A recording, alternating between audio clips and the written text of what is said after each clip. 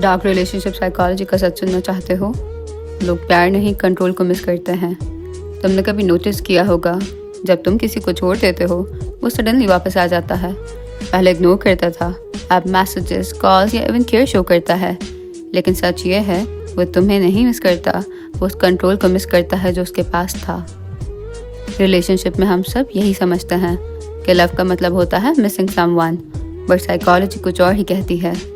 इंसान सिर्फ पर्सन को नहीं मिस करता, वो मिस करता है अटेंशन, वैलिडेशन, इमोशनल अवेलेबिलिटी। जब तुम हमेशा अवेलेबल होते हो ना, तो तुम प्यार नहीं हैबिट बन जाते हो। हर रिलेशनशिप में एक इनविजिबल गेम चल रहा होता है। एक पर्सन ज़्यादा इन्वेस्टेड होता है और स्लोली जो रिसीव करता है उसके पास पावर शिफ्ट हो जाती है। वो सोचता है ये तो हमेशा अवेलेबल है, और यहीं से अट्रैक्शन स्लोली किल होने लगती है, क्योंकि इंसान को ईजी एक्सेस बोरिंग लगता है और अनसर्टेनिटी अट्रैक्टिव। जब तुम ये सब करना छोड़ देते हो, अब सीन वहीं से चेंज हो जाता है। तुम सडनली विड्रॉ करते हो, कम टेक्स्ट, कम चेज, इमोशनल डिस्टेंस। अब वो पर्सन कंफ्यूज हो जाता है, पहले तो ये हमेशा अवेलेबल था, अब क्या हो गया? और यहाँ से स्टार्ट होती है साइकोलॉजी गेम। वो वापस आता है, but not always because of love. अब आता है dark truth of attachment. Psychology में से कहते हैं इमोशनल डिपेंडेंसी लूप। जब कोई इंसान तुम्हारी अटेंशन का एडिक्ट बन जाता है, तो तुम उसके ब्रेन का रिवॉर्ड सिस्टम बन जाते हो।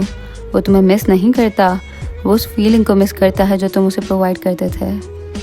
Constant attention, instant replies, emotional security. और जब ये सब डिसअपियर होता है, brain goes like something is missing. But वो समथिंग तुम नहीं होते, वो एक्सेस होता है। माइकियावेली कहते थे, in relationship of power people respect what they can lose. मतलब जितना ज़्यादा तुम अवेलेबल हो, उतना कम तुम वैल्यूएबल लगते हो, और जितना ज़्यादा तुम अनप्रिडिक्टेबल हो, उतना ज़्यादा तुम साइकोलॉजिकली इम्पॉर्टेंट बन जाते हो। लेकिन यहाँ एक इम्पॉर्टेंट बात आती है, ये मैनिपुलेशन का टूल नहीं, ये ह्यूमन साइकोलॉजी का रियलिटी चेक है। अगर कोई इंसान सिर्फ तब वापस आता है जब तुम दूर हो जाते हो, तो वो तुम्हें नहीं, अपनी कंफर्ट जोन को मिस कर रहा होता है। और ये समझना बहुत ज़रूरी है। ट्रू लव कंसिस्टेंसी में होता है, कन्फ्यूजन में नहीं। जहाँ रिस्पेक्ट होती है, वहाँ चेज़ नहीं होता। तो अगले टाइम जब कोई वापस आए, सिर्फ इसलिए नहीं कि वो बदल गया, सोचना क्या वो मुझे मिस कर रहा है या उस कंट्रोल को जो उसके पास था। क्योंकि जब तुम ये समझ जाते हो ना, तुम लोगों को नहीं, उनके पैटर्न को देखना स्टार्ट कर देते हो, और यहीं से इमोशनल फ्रीडम स्टार्ट होती है।